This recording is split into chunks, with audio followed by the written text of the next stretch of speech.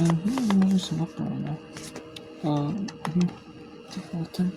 Considering the Xbox game rooms, I'm gonna take a little time to do so.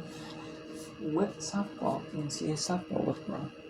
Here, I'm doing a lot of the game reviews, trying to get them done. But, I have a ton to do. Once I'm done with them, I'm done with them for a while, so. I don't mean that. But, yeah. Anyways, we have here some softball. We have Murray State out of the Missouri Valley Conference, 4-11, taking on Austin P out of ASUN at a foreign conference. They're 30-7 Austin P. It's a pretty solid team, especially non-conference. They're 22-3. Murray State's 9-11 in non-conference. 4-11 only in Missouri Valley yet. We have Incarnate Word leading Northwestern State 8-5 in a Southland Conference matchup. Midweek Southland Conference matchup. Incarnate Word is 4-15, 4-35, 1-15. The Incarnate Word is 11-15 in conference. Utah Valley and Weber State in a non-conference matchup. Utah Valley out of the WAC. Weber State out of the Big Sky. Weber State leads out 1-0. 3-0. Then we have Virginia Tech trying to run the rule. Charlotte here. Virginia Tech leads 7-3 over Charlotte. Virginia Tech with a home run would force the run rule. 8 runs or more after 5. 8-run lead or more after 5 innings. 5 complete innings if you're the away team, or 4.5 if you're the home team. In Virginia Tech, I think the first run rule on Charlotte. Run rule Charlotte. And if she hits a home run, it would be a grand slam, and it would give Virginia Tech a run rule win.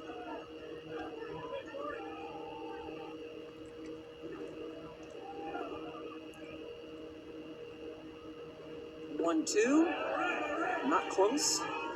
She's already had a walk-off home run this season. It was against Stanford in that series back on March 30th.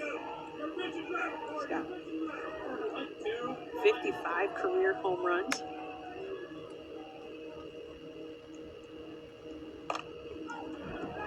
Lifted into left field, and that will play a couple of runs. What an afternoon for McMillan, her 3rd hit of the game, and she's got 5 RBIs.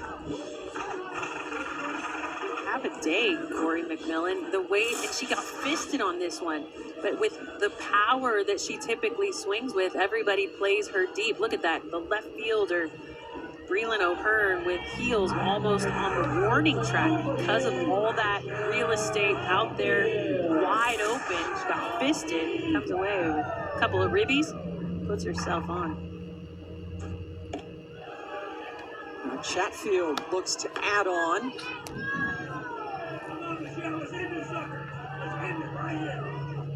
Singled her last time up against the starter Yarnall.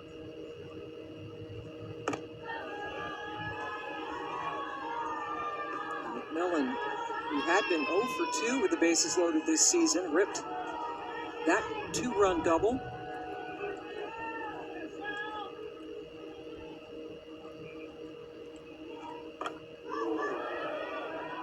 There's not really a chance for a pitcher to take a break anywhere in this Virginia Tech lineup. And so when you've got miscues in the circle, you're going to pay. And especially here at the top of the lineup with the 2 most powerful hitters in the Hokies. I mean, they're swinging huge sticks. And again, a 13-game winning streak for Virginia Tech, during which time they've hit 27 home runs. Now they've got 30 in a almost 14-game stretch with 3 more today. And here's a 3-1 for Chatfield. got under it. And picks it up for the second out. But you talk about this relentless lineup. Here comes another one, Rachel Castine. I mean, there's no chance to take a breath. Now, Castine is not swinging with as much power as she was a year ago. But she's got 4 home runs on the year, 3 of them coming in ACC play.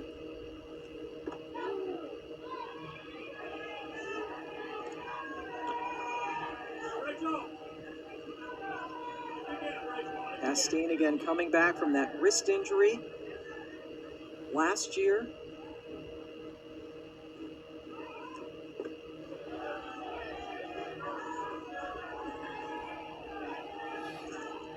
The analytics is what comes in so importantly in a situation like this. When you face a team that has power hitters 1 through 9, you've got to figure out where their weaknesses are in their swing. Set up pitches to be able to expose those weaknesses.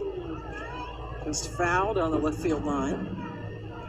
And a heat map doesn't tell you the whole story. When you watch the analytic piece of the game, it gives you part of the story. So you go and you watch swings to figure out, what is that telling me about this hitter's swing? Is it a posture issue? Is it a swing path or plane issue in the swing? And you've got to exploit those.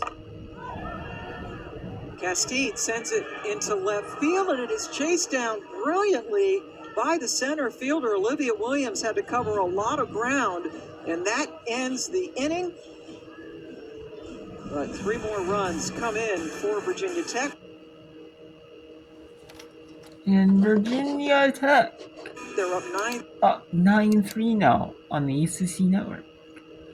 Let's go to ESPN Plus. Let's see if the Austin Peay Governors can get another win in non-conference midweeks. Austin Peay down 1 to Murray State.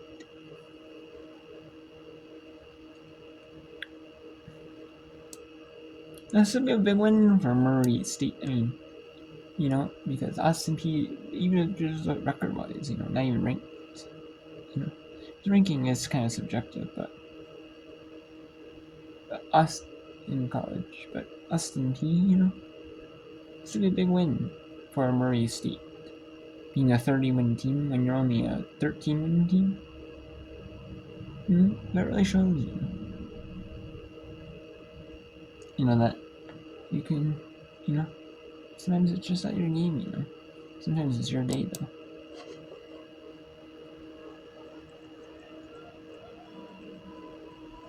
Second pitch to hit, doesn't like it, goes in the dirt. She's shaking her head at it, evens the count at 1 apiece.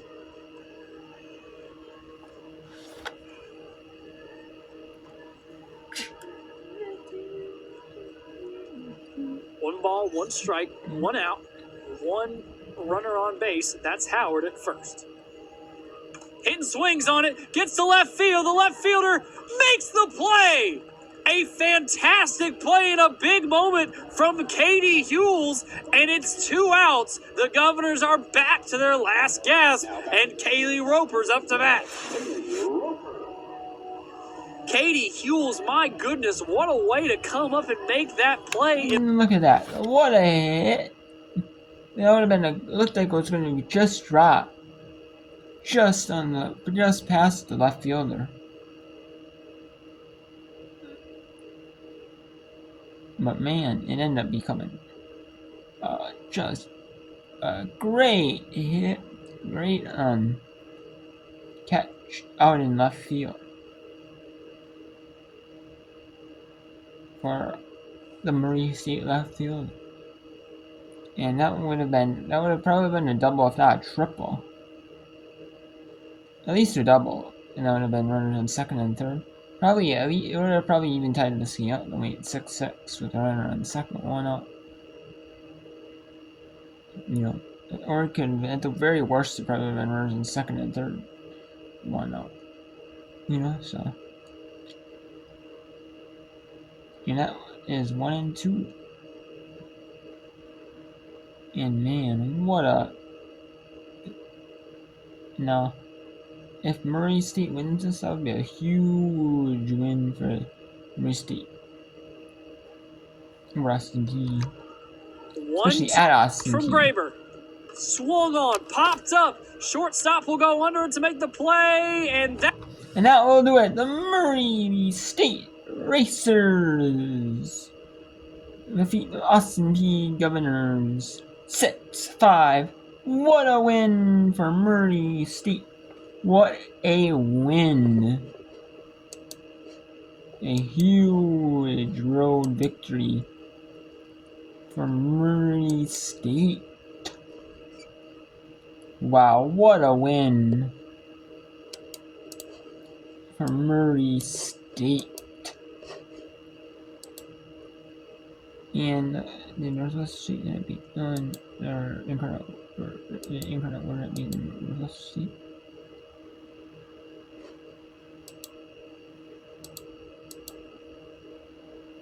Yes, they survived 8-7. That is your final.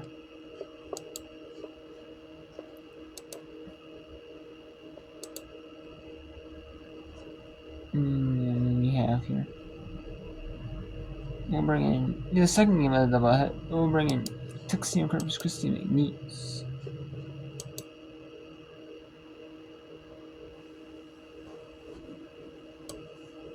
And that was the second game of the doubleheader for Northwest State Incarnate Award.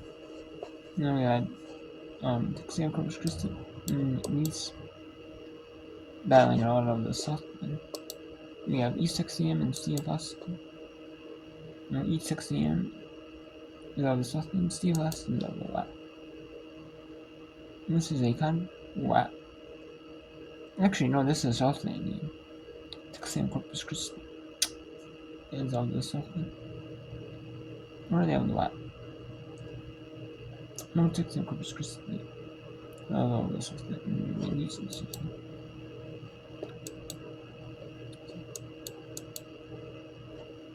Yeah, let's go to Utah Valley at Weber State here. Weber State. It is two Utah teams battling out here on the softball field. Utah Valley 12-23 in this non-conference in this season. Weber State 17-23. Some teams are playing more, some are playing less, but typically it's about 50 games.